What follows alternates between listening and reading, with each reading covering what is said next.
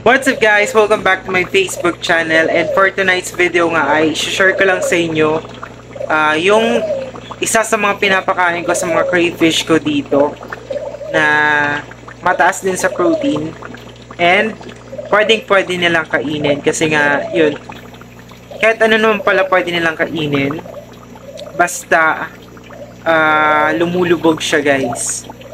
So, ayun. Yung papakain nga pala natin sa mga crayfish ko ay itong dog food. Ayun. Binabad ko na pala to guys. Parang mamaya isdudurugin ko na lang. Para, yun. Lulubog na lang siyang kusa kapag pumunta tayo sa mga crayfish ko. Tapos, ayun. Kung gusto nyo ng ganito mga content is follow nyo na ako and like this video. Kung may mga crayfish din kayo, comment kayo kung ano yung mga pinapakain nyo. Kaya naman, let's go. Pakainin natin yung mga crayfish ko dito. So, yun guys. Dito ko pala nilagay yung mga crayfish ko. Ayan. So, dati, dito nakalagay yung mga mollies and gurami ko. Pero yun nga, feeling ko ay na-stress yung mga crayfish ko kapag meron silang kasamang isda. Kaya naman na yun, kagabi ay naisipan ko ngang lipat sila ng ibang lalagyan. So, bale, trio na lang ng crayfish yung nandito. Tapos, ito yung isa guys. Ayan. Ang gagawin ko lang is yun lang. Hulog nyo lang yan sa malapit sa kanya. Oops, tumago na yung isa. Kaya meron pa dito guys.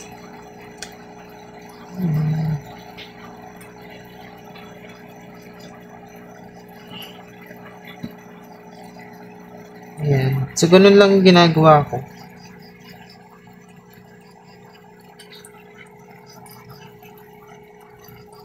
Hulog lang natin. Oops. Dapat pumunta siya sa ilalim. Ayan.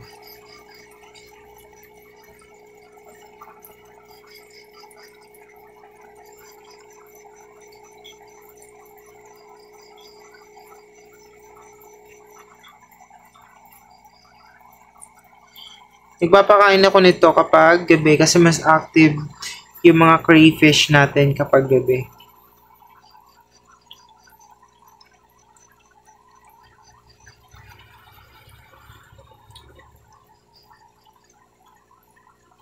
Tapos naglagay na rin ako ng mga dahon-dahon kasi ayun, kapag nabulok na yung mga dahon na yan is kinakain din nila yan guys.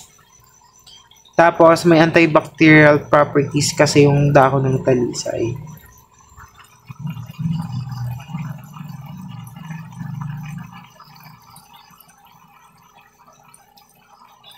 Nakatago lang sila.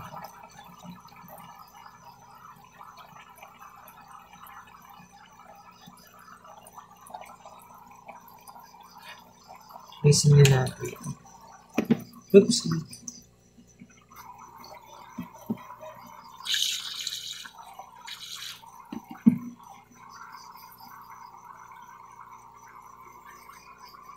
Ayun. Ayos na yung aking filter. So, hindi na masyadong malakas. Ayun. Top filter pala yung gamit ko dito. Ayan. Tapos yung nilagay ko lang is yung sponge. Yung panghugas lang yan guys sa plato.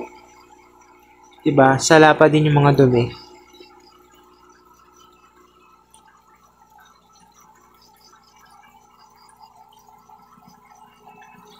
Yun. Tumago na nga sila.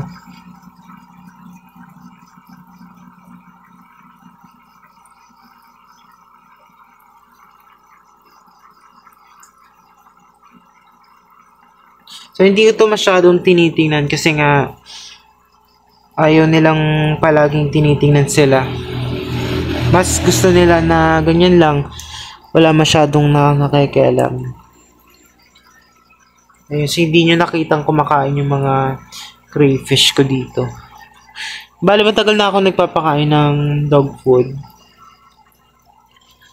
Tapos minsan naman nagpapakain ako ng PO1 and isda. Isdang hilaw. Yun lang guys. So, yun nga guys. Hanggang dito na lang yung ating video.